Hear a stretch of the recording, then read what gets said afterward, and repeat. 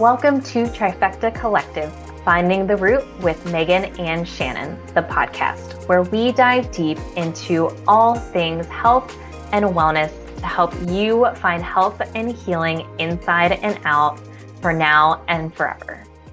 Hello and welcome to Trifecta Collective, Finding the Root with Megan and Shannon. I'm Megan Abbott, owner and founder of the holistic health practice Trifecta Collective, and this is my co-host and head practitioner, Shannon Callery. Welcome to the podcast. Hi. So today, following up on a couple episodes ago on hydration, we are talking about minerals today. And minerals are so important, and we will get to all of the reasons why they are so important. And also, there's so many minerals that we will talk about here. We'll talk about, if you're familiar with HTMA, hair tissue mineral analysis, we're going to touch on that and talk about that, because that's a big way that a lot of people like to look at minerals and mineral balancing. We're going to talk about the importance, where to get certain minerals, over if you are interested in magnesium, which is basically everyone. We'll talk about the different forms of magnesium and which ones kind of do what and pick and all that kind of stuff. And I feel like we always get a lot of questions, especially on social media, about magnesium, especially with cortisol regulation things. So yeah, why don't we just dive into what are minerals? What are the minerals? And we have some big categories of minerals. So we'll start to dive into those too. Yeah, so minerals are very, very important, and mostly because our body doesn't make these on our own. So we have to get them from dietary or supplemental sources. Realistically, with the way the soil is now, it's not a bad idea to consider getting these from an additional supplemental form, whether that's they're in your multivitamin, you're taking a electrolyte packet every day, maybe using a little bit of salt in your water. It's a good idea to add some extras in, just because the body can't make this on their own. And then when it comes to the minerals that we're going to talk about today, I think there's a couple missing from here, but these are the main ones. So there's macrominerals and then there's trace minerals. When we think of macrominerals, we're going to think of I was going to say essential minerals, and that's not the word electrolytes. That's the word I was looking for. So calcium, phosphorus, potassium, magnesium, sulfur, sodium, chloride. Those are all the really big ones. Those are the macro ones. Our body uses those for a ton of different functions, which we're going to go over here in a second.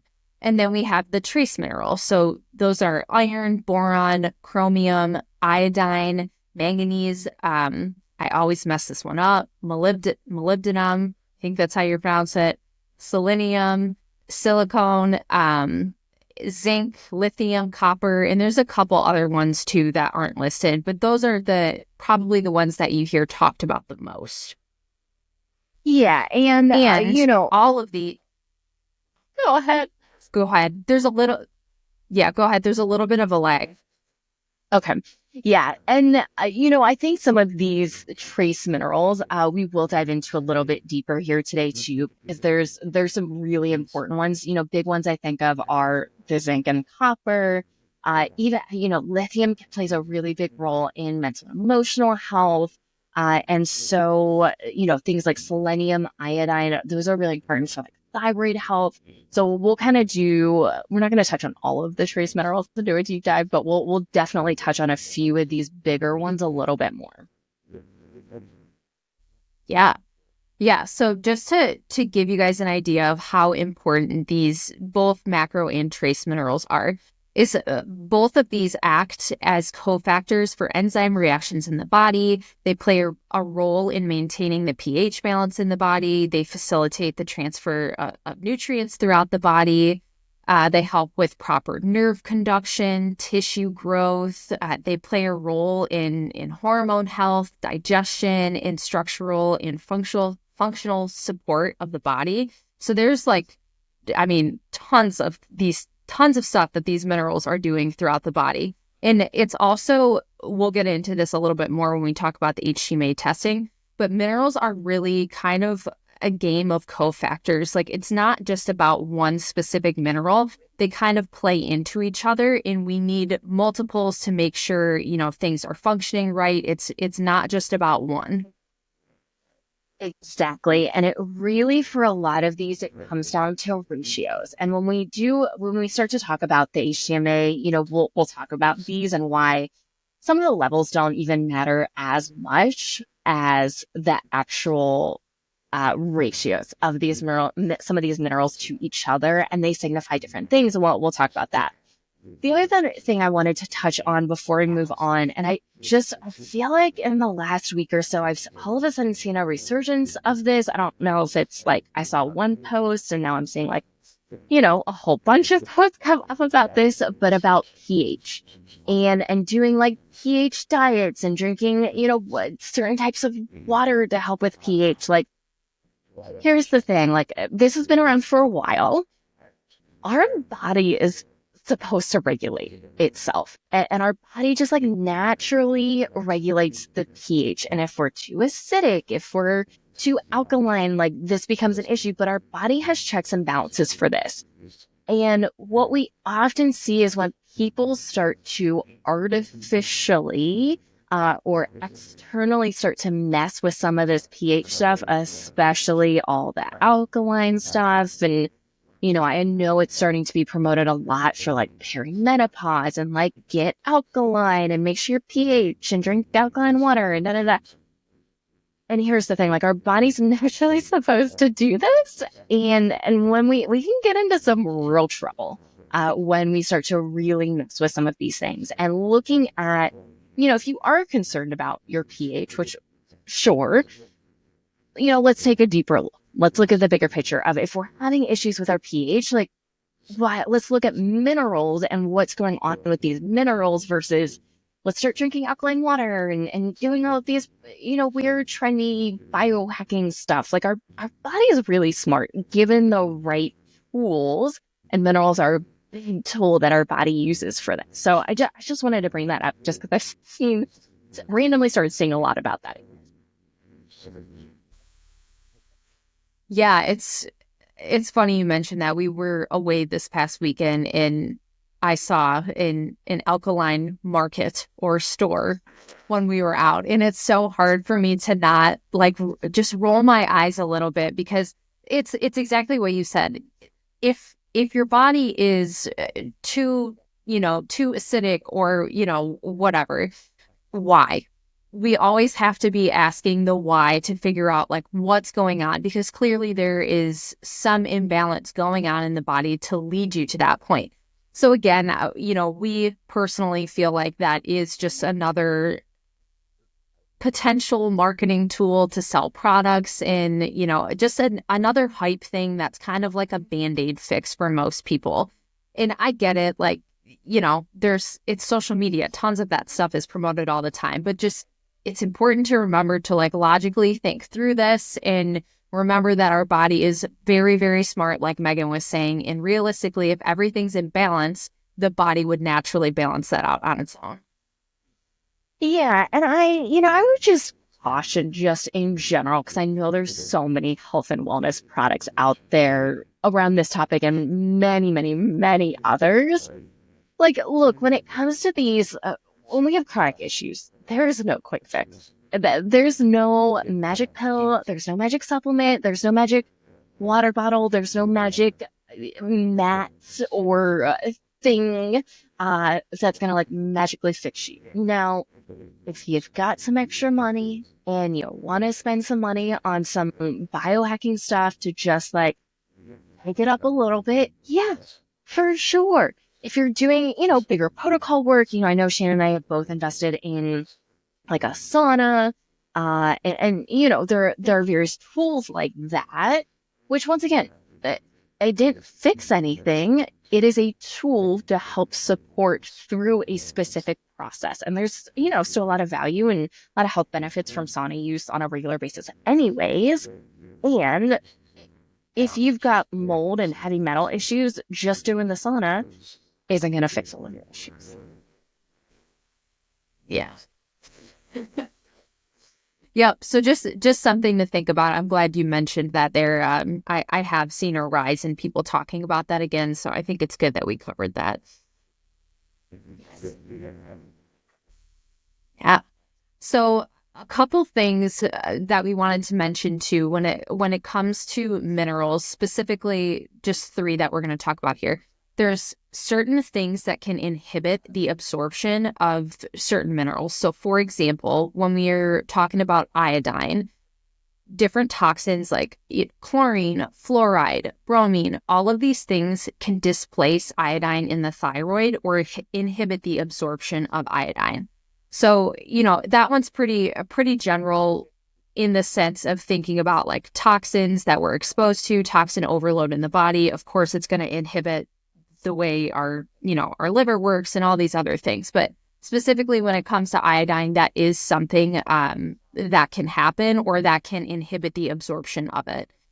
Another thing that can be very easily inhibited is the absorption of magnesium is it's affected by so many things. So stress, blood sugar dysregulation, alcohol consumption, high calcium intake, all of these things can inhibit the absorption of magnesium in the body or deplete it even. And zinc, this is a real... Oh, go ahead. No, go ahead. We can finish with zinc and then I got a few comments.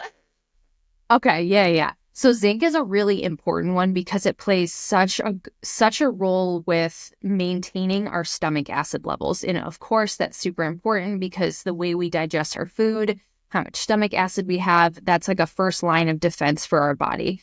So, stress, refined carbohydrates, caffeinated beverages, alcohol consumption, and even high copper within the body are all things that can inhibit the absorption of zinc. Yeah, so just a couple additional notes on all three of these. The first one is if you got some thyroid issues, and this hits close to home here, and I know so many women deal with so many different types of thyroid issues, and iodine is not always the answer. And specifically, if you do have Hashimoto's, be very, very careful supplementing with iodine. The whole CMOS craze, good for some, not great for everyone. And let me tell you, all these people selling these products, all the multi-level marketing companies, all of these people pushing these products, they are by and large not trained in holistic health. And some of these issues that can pop up if we supplement. And, I hate to throw, and I know I've done this before, I hate to throw multi-level marketing companies under the bus, and I also do a little bit here. There are so many products, and I say this as someone, we get hit up, I don't know, almost every day from companies.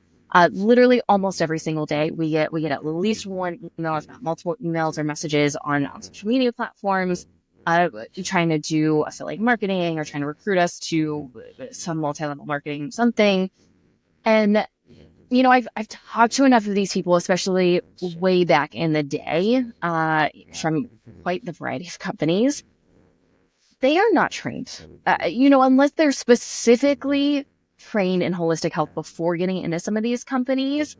But the companies themselves do not train these people from if you have this, you probably want to be careful with this product. Most of these companies these are great for everyone, for fat loss, for weight loss, for energy, for thyroid, for sex hormones, for if you have symptoms of high estrogen, take this product. And we know from firsthand, this gets really dangerous. So please just be careful, do some extra research. Not all supplements, not all products are made for everyone. And so just, especially if you have some chronic issues, just do a little bit more research and just double check if a product is right for you. So iodine and fluoride. So this is a big one. Fluoride, and most of us are exposed to decent levels of fluoride. if you go to a conventional dentist, they're going to use fluoride treatments. Biological dentists do not, by and large, at least all the ones that I've ever talked to or worked with. They have alternative products that they have and use that do not contain toxins like this. But it's in water. If you have like regular toothpaste, it's in your toothpaste. And we were promoted that this was like the ultimate way to like have good oral health is to have fluoride. And we know that's not the case. And we know that it can do some damage. So just being mindful of that, swapping out for a cleaner toothpaste, or you can make your own. They got like tooth powder. And oral health, like especially for your teeth specifically, is all about minerals. And if you are prone to a lot of cavities, if you're prone to soft teeth, and this is me, by the way, my mom always had so many dental issues. I had cavities growing up, and I've never been a super sugar person. I probably am eating the most sugar I ever have right now in my life. Not necessarily a bad way, but, from an enjoyment standpoint and, making little goodies and stuff myself. But,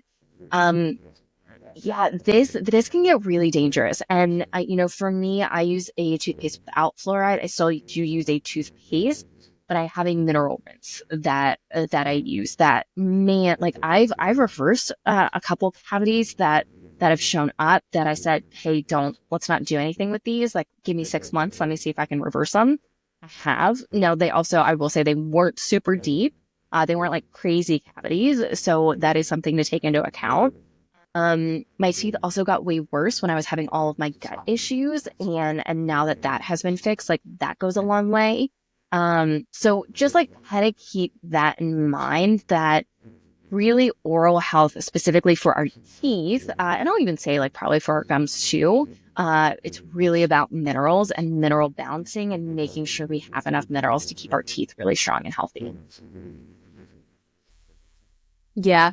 And when we have, when we have dental things going on, it's usually it's not just from something that's happening in the mouth. It's usually like what's going on in our gut. Where is this imbalance stemming from? And a lot of people, I think there's a lot of fear around not using fluoride, specifically when it comes to like the health of our teeth and preventing cavities and whatnot. And there are so many other things out there, like the mineral rinse, great idea. When I was doing detox work, my teeth got way worse. Like there was a cavity that started to show. My gums were bleeding more often. Of course, when I healed everything, that went away.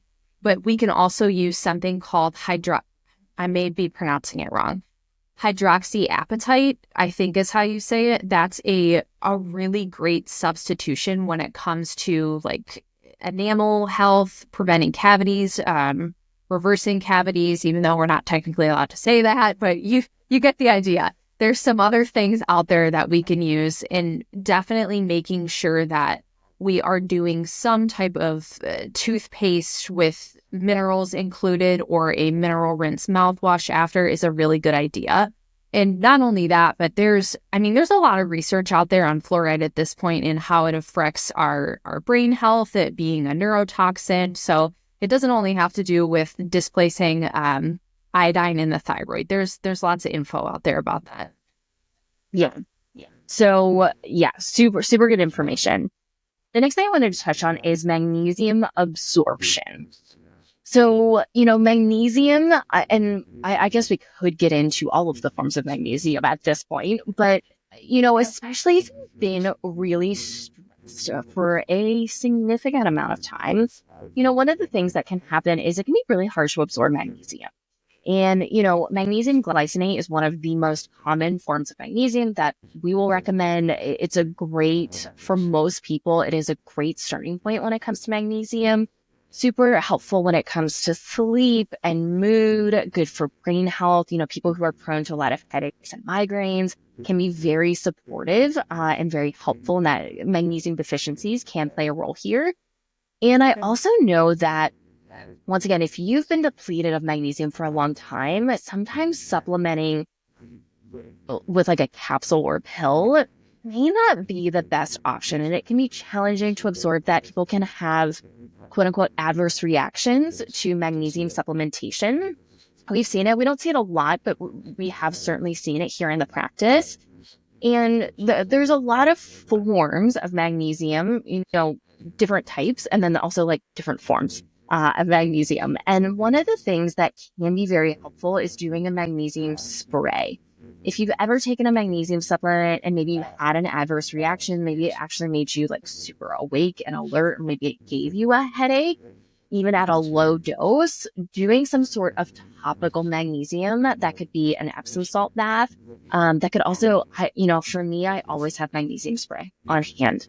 And if I, I've had a really stressful day or a few days, I'll just put that spray a few sprays on the bottom of my feet before bed. And man, does that go a really long way. Yeah. The magnesium spray or like topical lotion, and mostly you're going to see that as magnesium chloride when it's in those forms, because that's a really easy way for the body to absorb it. That can make the world of difference for, helping people sleep better, dealing with high stress. Like you were just saying, that it truly is a great option for people who are not tolerating capsules well. Yeah. And if you have, like a lot of restless leg issues, if you have a lot of a really hard time just like relaxing in your body, it feels really fidgety, oftentimes magnesium can be really, really helpful. And once again, sometimes just the supplemental form doesn't quite cut it and do what we need it to do. And also, if you're taking a bunch of supplements and your liver is not in the best place to be able to, properly absorb and disperse it, poor little liver does so much, and sometimes it just can't do anything else.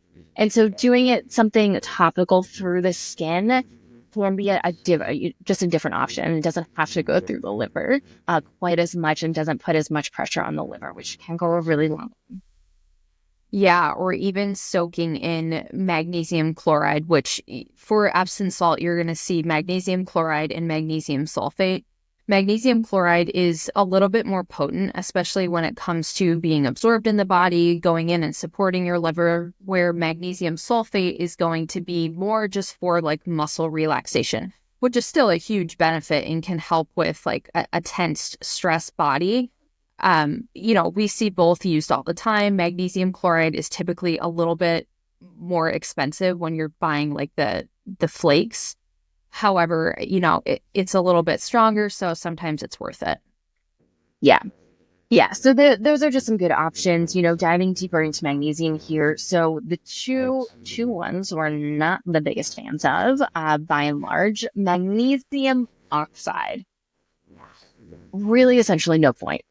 Just like it should not exist. It's so cheap. The body does not absorb it. It can, for many, many people, cause a laxative type effect. And it's just not well absorbed. Like if you see something, when we look at supplements, there's always a few big red flags. We've talked about multivitamins before, and what is the source of the B9 of the folate? Is it folic acid? That's an automatic red flag. If you see a magnesium supplement and there's magnesium oxide in it, that's an immediate red flag that it likely is not the best quality. And they've skimmed on some of the more expensive and better forms of magnesium to put this cheap one in here that doesn't do much, except you might have some loose stool. The other one that we're not big fans of, we'll use it here and there, is magnesium citrate.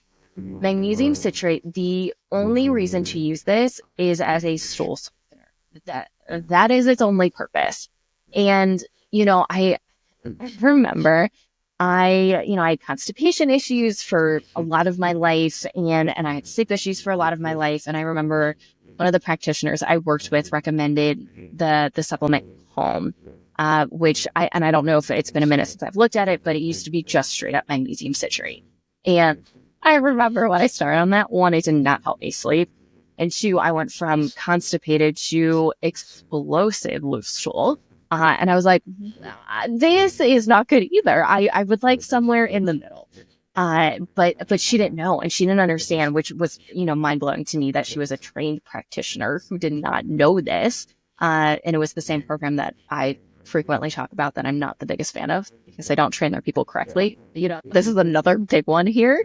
So just be careful if you do see something with magnesium citrate, know that it is a stool softener. There's a time and a place for that.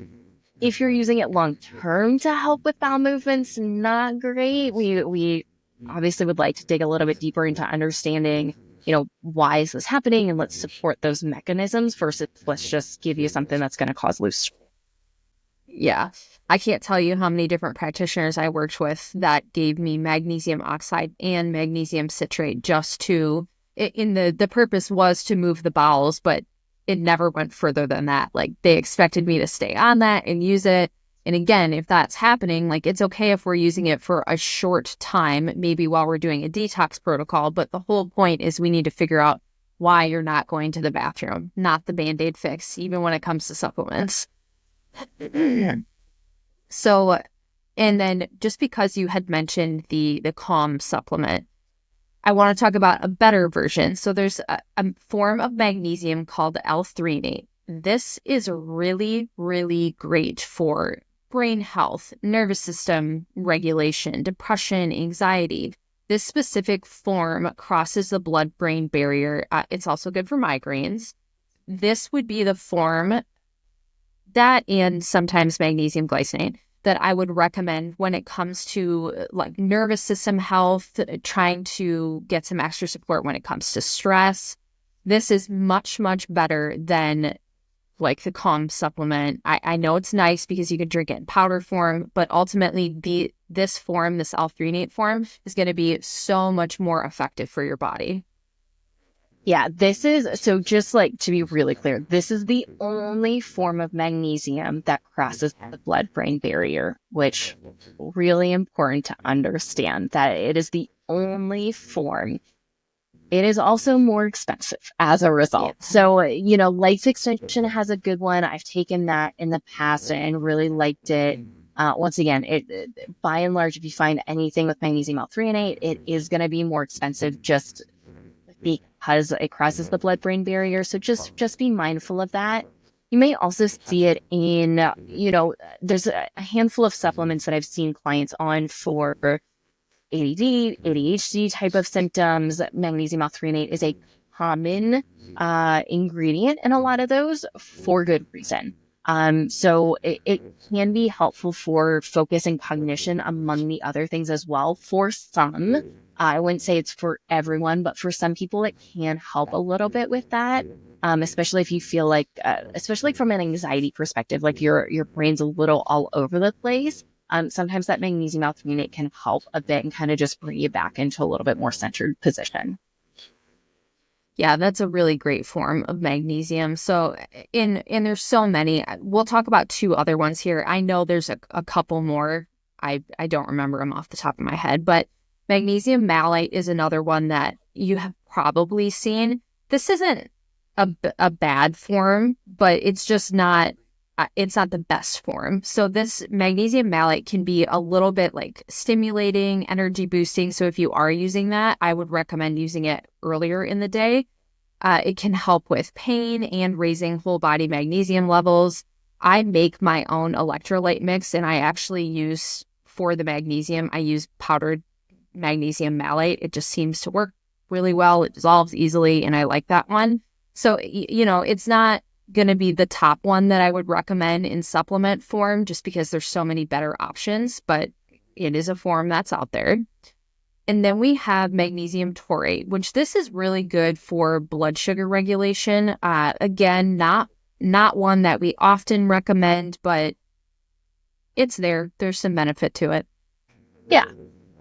And here's the other thing when it comes to magnesium. The statistic that 90% of people are deficient in magnesium, I don't know if I totally believe that, if I'm being really honest, just with the amount of blood work that we see. And not that everyone has magnesium on there, but we do see it. And a lot of people are not deficient, just like for reference. So it's not like everyone should hands down just supplement with magnesium. It's one of those things that, is it going to hurt? Probably not. And probably, just let's test. let's test your magnesium and just kind of see where your levels are and see if you actually really need to supplement. And, it's one of those things that if you are going through like a period of significant stress, like, yeah, and you got some extra money and you want to add in a magnesium, and probably not a bad idea to, if your levels are typically pretty optimal, to supplement for a short period of time while you're going through a stressful period of time. Or if you feel like, you had a really long day, maybe traveling or something, and then supplementing in the evening with some magnesium on hand, like, yeah, I don't think that's a bad idea, but I just, from at least our experience, seeing all of the blood work that we do, which is quite a lot. Yeah. I don't know if I believe that 90% and that everyone should just supplement with magnesium. So yeah, I just don't, I haven't seen that from my experience. Yeah. And it again, like it's always helpful to test. I mean, we have a panel that we don't run it all the time, but we call it the nutrient panel, and it's really helpful. I love that one just because we can get specifics about certain nutrients in the body. Maybe something specific needs to be focused on. And kind of the same thing with the HTMA test. It can be helpful, especially if you are solely focused on like, what do my mineral balances ratios look like in the body? But those are both going to be things that I would say they're good tests if you don't have any big root issues going on, or if you just did a ton of work healing root issues and you want to focus on really like getting specific and balancing out nutrients and minerals, then those are two good tests to do that. Yeah, and I want to dive into that more. I just want to make one other comment or a couple comments about the zinc, since you brought it up. So zinc, please do not supplement zinc all by itself for a long period of time. When it comes to these ratios, when it comes to these minerals, once again, the ratios are the most important piece of this. And if you over supplement with zinc, you are going to throw off your zinc and copper ratio, which can be very dangerous. And you do not want, that is in particular, of all the ratios that are out there, that is a really important one. And you do not want to mess with that. So, if you're sick and you want to take zinc for 3 or 4 days just to like support your body while you're actually sick, that's fine. Great. For me, I always have zinc lozenges on hand. That's what I'll use when I'm sick. And I never take it outside of that. And it's never for more than 3 or 4 days because I've had a lot of issues with my own zinc levels and zinc and copper ratios. And so just be very mindful of that. And if anyone ever puts you on straight up zinc, a practitioner or anything, ask some more questions. Let's dig a little bit deeper. And, we've done that, I think, once just because someone's zinc levels were so low. But it is very, very, very rare in our practice that we ever recommend just supplementing with zinc without doing a zinc and copper at a 15-to-1 proper ratio. The other thing I want to say about zinc. So if you have a parasite overload, it can be really challenging to get your zinc levels to an optimal level. And I don't know the exact mechanism behind this, but it's so consistent. We see this all the time where people with like especially significant parasite overgrowth issues, just the zinc levels are tanked. And it's really hard, even for supplementing, really hard to get those back to an optimal level. So just kind of keep that in mind, that if you are really struggling with getting your zinc levels up into a more optimal level, it might be worthwhile to take a deeper look at the parasite piece of this. Yeah, I mean, and it's certainly zinc is an easy one, or, a very, very important one in the body. But in general, like parasites, that's kind of what they do. They feed off this stuff. They steal nutrients from the body. So again, that's why it's always important to take a look at the root issue of what may be going on in your body, because that's what causes like a lot of these imbalances. If we have something like that, they steal our nutrients and it throws everything else off. So again, just like remembering to consider looking at the root cause is very, very important here. And so kind of going off of that, there's, a lot of practitioners use HTMA, hair tissue mineral analysis, which really looks at minerals, mineral balancing, and also looks at heavy metals. Important note here, you have to be actively excreting heavy metals for them to show up, which is not always the case. It's also, I think, really important to understand that in our hair, we get about 3 months worth of data. So if you've only been focusing on maybe supporting liver detox pathways or doing what's called provoking, like a provoking protocol, and you've only been doing it for a week, a month, probably not gonna work. Just the likelihood that we're gonna see, these heavy metal levels at what they actually are, really questionable. The other thing is too, is sometimes, we'll see like little to none on an initial HTMA. Then we'll start doing some work. We'll rerun that HTMA and then things actually get worse. And that's because you're actually excreting things now. So it's not that the protocol's not working. It's just you're actively excreting now, which is, whenever someone comes to us, especially in a consult that has had an HTMA done and that's all they send us, we're always going to ask for blood work on top of it because we want to see where their liver enzymes are. Like, what are they likely to be excreting at this point, or are they unlikely to be excreting at this point? And the blood work can give us more insight into that. We can also get some insight into toxicity levels overall on the blood work. So just kind of keep that in mind. And before we dive deeper into the HTMA, I just want to touch on something called the RCP, which is the root cause protocol. And this theory, and they have a whole handbook and everything. I've been following the RCP for many years at this point. And the idea behind this is help the body balance minerals. And if you do that, then the body will heal itself. Which, at the foundation, I love it. And man, could this take a long, and very painful amount of time. And, I've seen people following the RCP for years, 5, 10 years, and they are still dealing with symptoms and issues. And it's mind-blowing that they've stayed on it for that long. And while generally speaking, I like some of the things that they talk about, they have, they initially start with stop eating processed food. There's some really basic things. Stop eating fortified iron, stop, with the high doses of, vitamin D and things like that, which once again, fundamentally, I agree with. It's a painful process. For that, if you have a lot of chronic issues, if you've got a lot of gut issues, hormone imbalances, inflammatory issues, autoimmune, just these chronic illness type issues, man, can this take a really long time, which is why we are not the biggest fans of it from a starting point. For us at this point, as far as how do we further optimize the body? How do we, really dial in and get to the nitty gritty of things?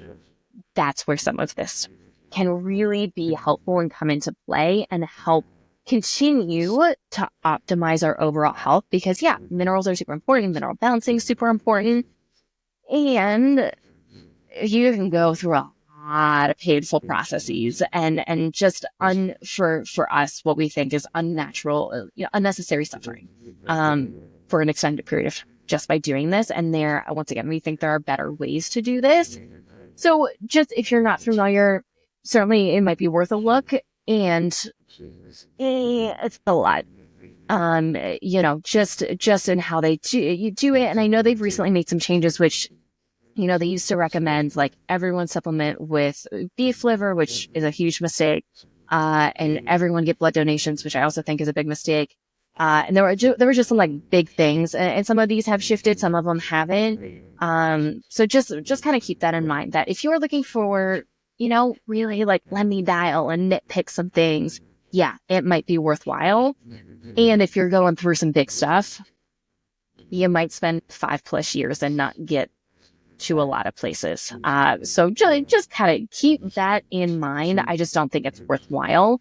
And they also, they miss some bigger things. Are gut issues going to resolve themselves? Are mold issues going to resolve themselves based on mineral balancing?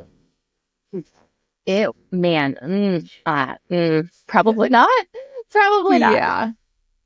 I mean, mold already takes it can take 2 to 3 years for some people. If you try and address mold by rebalancing minerals, you're going to be there for 12 years. I highly do not recommend that. And this is coming from someone who dealt with mold toxicity. That is not the way to go. Yeah. And, once again, the idea, and the RCP uses the HTMA quite a bit to focus on this when you actually work with an RCP practitioner. So just kind of keep that in mind. I think the HTMA has a time and a place. Is it good to do right off the bat, right up front? Probably not.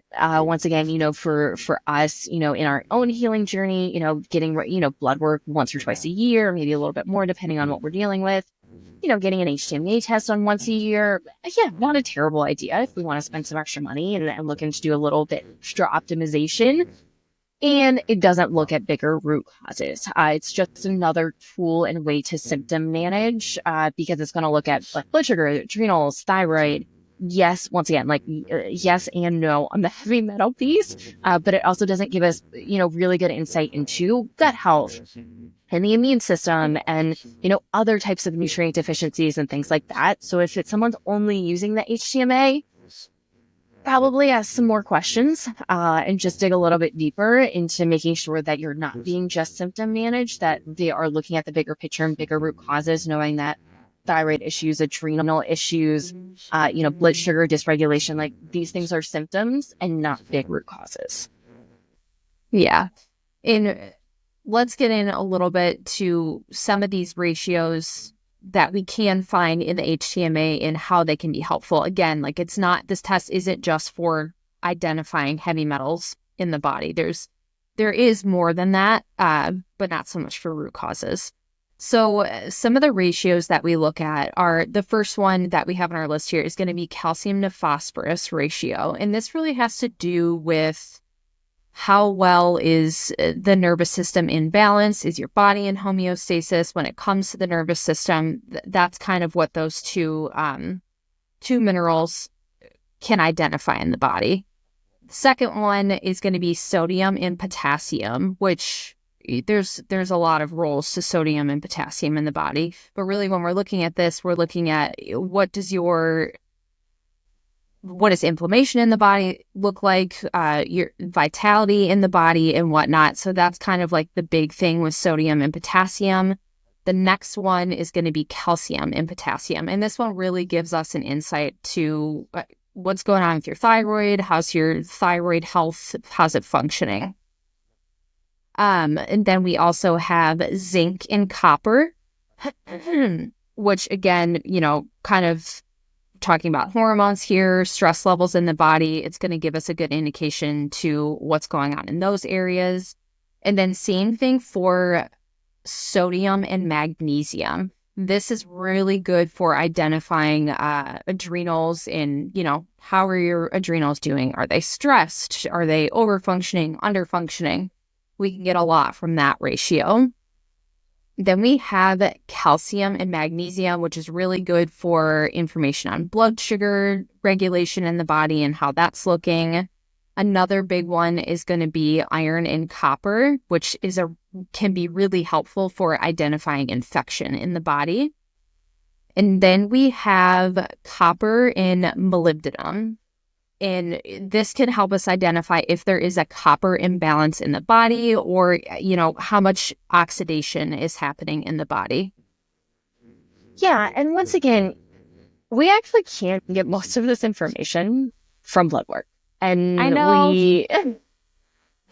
we actually get more information oftentimes from the blood work. And even from, just talking to someone about their symptoms and what they're dealing with and struggling with, we can have a pretty good idea of what's going on with their adrenals and their nervous system and blood sugar and, all this kind of stuff too. So once again, just to iterate, is it worth the money to spend? And the HTMA is a less costly functional test, like just for reference. You can get it anywhere. I think for us, it's about 130 through trace elements is who I like them a little bit better. I know, there's another company that does it that's available on our Rupa store, which is fine. I do like the one from Trace Elements a little bit better. But once again, if you're going to spend money on this stuff, spend it on stuff that you're going to get real and big answers from. Blood work, once again, blood work is like the ultimate starting point. And then if additional testing is needed, talk to someone, certainly you can talk to us. Like, I don't think I've ever recommended an HTMA test. And I've ran a bunch on myself, just by the way, working with other practitioners who were trained only in HTMA, and how to symptom manage things. So, just kind of keep that in mind. Once again, if you're like, I feel pretty good and I'm just looking to do some extra optimization on my health and you have some extra money, cool. Yeah. Like this might be a good test for you, just to do a little extra support work. And once again, like it's not gonna make or break any big issues. Mm-hmm. Yeah.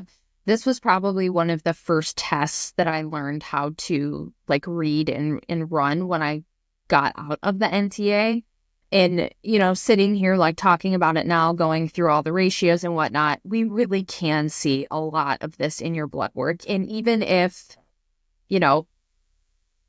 iron and copper show up and there's a pattern of infection, what kind of infection? Like, we're not going to get that answer from this test. So it's just more of like if you have extra money and, you're feeling pretty good and you just want to look into your health, that is a good time to run this test. I would not run this test to try and figure out any like root issues in the body. You're just not going to get that from this. Yeah, exactly. 100%. Yeah. And anything else on HTMA? I don't think so. I think that's a good place. I'll just say if you are going to run an HTMA, make sure you read the instructions on how to get the hair. It is a little bit of a chunk of hair. I ran these probably for almost 2 years consistently, like every 6 months or so, just because the practitioners that I was working with, and anytime I got my hair cut, they're like, "What is wrong with like the back of your neck?" And we're like, "It's from hair testing and having to cut my hair, especially because I keep my hair pretty long most of the time, and to have this little chunk in the back of my neck." Yeah. So it is, the back of the neck is one of the better places. There are other places that you can get it from, but it is a hair test, like just for reference, and you need hair on your body to be able to run the test. Yeah. Yeah. And it's better to have someone else cut it too. I tried to do it myself one time. Yeah, should have had somebody else do it. But yeah, that's the HTMA test. We just thought going through the ratios might be helpful to understand that it's not just about heavy metals and whatnot. The other thing that we just wanted to talk about really quick here is just how important the kidneys are when it comes to minerals in the body and maintaining functions and whatnot. So we talked, we just mentioned the sodium and potassium levels here throughout the HTMA patterns, but so there's actually something in the body, and I'm not going to go deep into this, but it's called the sodium potassium pump. And this has a lot to do with like blood pressure and, sodium and potassium levels in the body and whatnot. And this is happening through the kidneys here. So the kidneys play such a big role with blood pressure, maintaining the blood pH, our blood levels of sodium, potassium, calcium, chloride, and phosphate, and in the production of calcitrol, which is the active form of vitamin D. So, which helps to regulate calcium homeostasis in the body. This is not the form that you will most likely see on your blood work when you get it done, unless you ask for it. Typically, we run, you'll see 25 OHD, on your blood work, which is not the active form of vitamin D. So just the kidneys play a role in balancing out all of this. So it's super important to, maintain kidney health. Certainly kidneys are affected by toxins in the body. We just wanted to mention that. So just to remind people how important the function of our kidneys are. Yes. And, if someone comes to us with blood pressure issues, minerals is like the first thing that we always think of. Is there's some sort of mineral imbalance going on, which is impacting blood pressure. Now, it's not the only thing, chronic stress, kidney health, some of these other nervous system dysregulation can also play a role. And understand that minerals and mineral balancing plays a massive role in this. So super important to understand. Also, I also don't want to go too deep into the vitamin D thing. And also just to help understand that, if your vitamin D levels are quote unquote low, there's a lot of things that can go into play here. Zinc and magnesium levels play a huge role in the actual absorption of vitamin D. A lot of times what we'll see is when we run panels, and we do run both forms of vitamin D, both the 25-OHD and 125 dihydroxyvitamin D, which is like citriol. Oftentimes with people with chronic issues, so this is not everyone, we will see an imbalance of these two markers, and they should be at a 1-to-1 ratio. And that's because oftentimes we are getting enough vitamin D. Sometimes we're converting enough of it. A lot of times we are, sometimes we're not. But there's an inhibiting factor into the vitamin D actually getting into the cells. And so I think it's just really important that, don't over supplement with vitamin D. Like that is also very, very dangerous. It can cause some real big issues. And I know I've touched on a few previously. So just kind of keep that in mind. The other thing I wanted to touch on, and once again, I don't want to dive too deep into this, and that's calcium. So in order for calcium to be absorbed, we have to have enough stomach acid. And having enough stomach acid, we also need enough other minerals, especially zinc, which is, once again, hugely depleted in so many people for a variety of reasons. But most people don't have calcium issues. And even if you have issues with bone density issues, osteopenia, osteoporosis, it's worth a deeper dive. And it may not actually be a calcium-specific issue, and just supplementing with more calcium is likely not going to cut it. As we get older and as we age, stomach acid levels naturally go down, just like FYI. Like that is a real thing that just happens in our body, especially if we're not careful with minerals. And if we're constantly, if we've been stressed out for 50 years and we're going into our 60s at this point, you probably don't have enough stomach acid, let alone if you're on a PPI. And, people are on PPIs for decades. Which, you're going to have gut overgrowth issues if you're on a PPI, because that's going to limit stomach acid production, which you're probably going to end up with a calcium issue, among many, many, many, many other things. And so I just wanted to throw that out there. We could probably do a whole episode on just calcium, and the role that it plays and our bone health and all that kind of stuff. But just wanted to throw that out there too. Yeah, absolutely. And I know we've mentioned this book handful of times just because we talk about how important stomach acid is and why we need our stomach acid to be acidic and not alkaline. But the Why Stomach Acid is Good for You book, if you're like truthfully wanting to dive deeper into this, I love that book. It's such a great starting point for opening your mind in just to all these other things, the way the body works, how it functions, how most people aren't actually having too much stomach acid. It's quite the opposite. So yeah, that's just a great book to kind of go along with that. Yeah, for sure. Those were kind of the big things. And then we did want to mention too, we're talking about minerals. Where can we get these minerals from?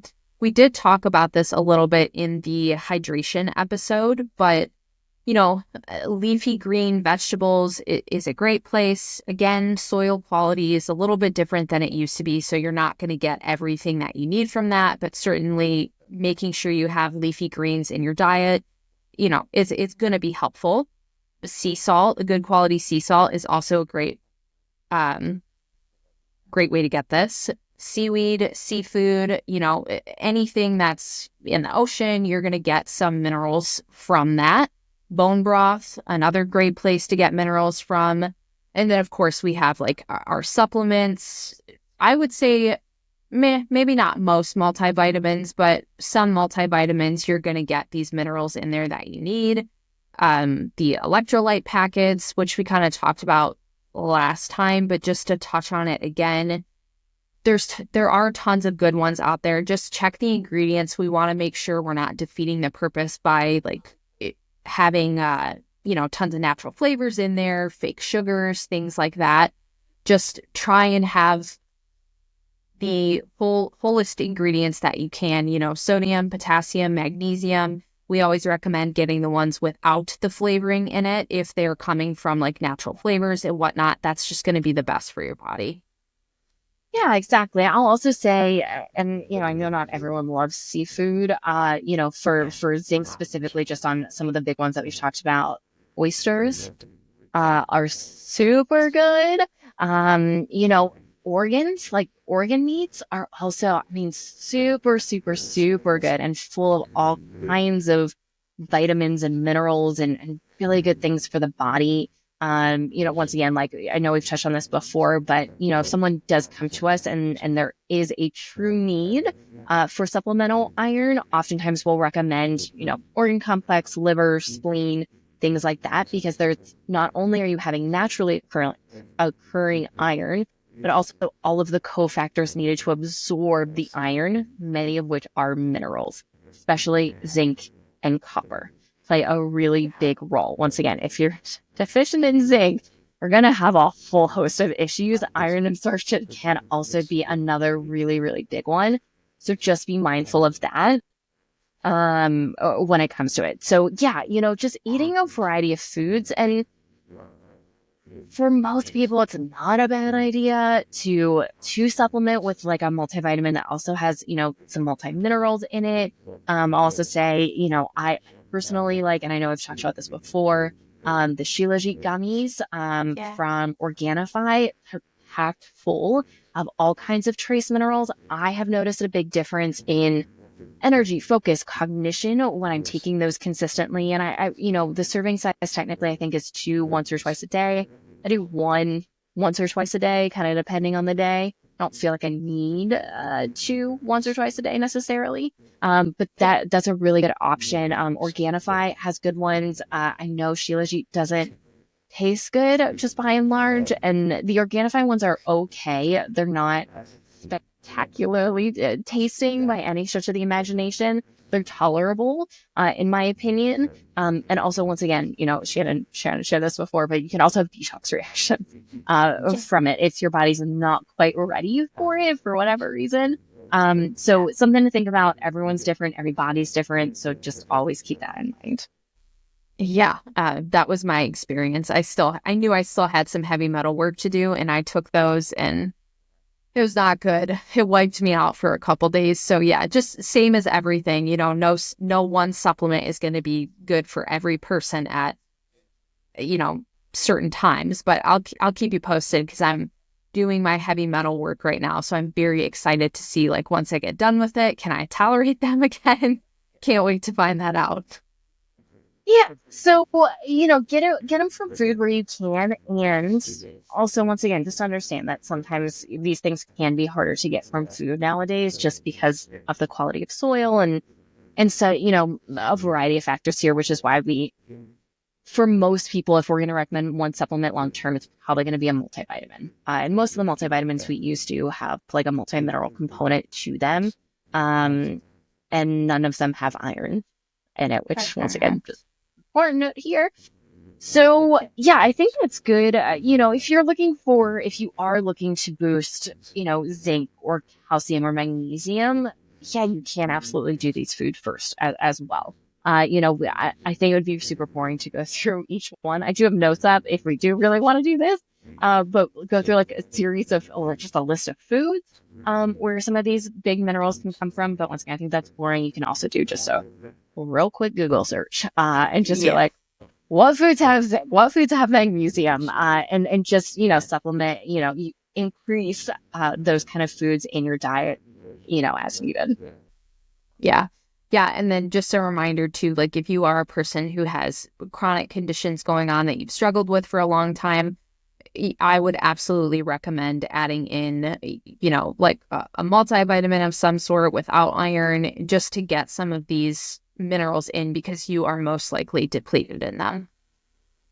Exactly. And also, if you've just been in a chronic state of fight, flight, or freeze, can almost guarantee that you're also depleted of not only all kinds of nutrients, but especially minerals. And it might be worthwhile to take a deeper look and to do some supplementation for a period of time. So yeah, I think that's good. That is minerals. So thank you for listening. Thank you for joining. As always, please like, subscribe, follow if it resonates. Any 5-star reviews really, really, really mean the world to us. Thank you for joining, and we'll see you next time. Bye, everyone. Thanks for listening.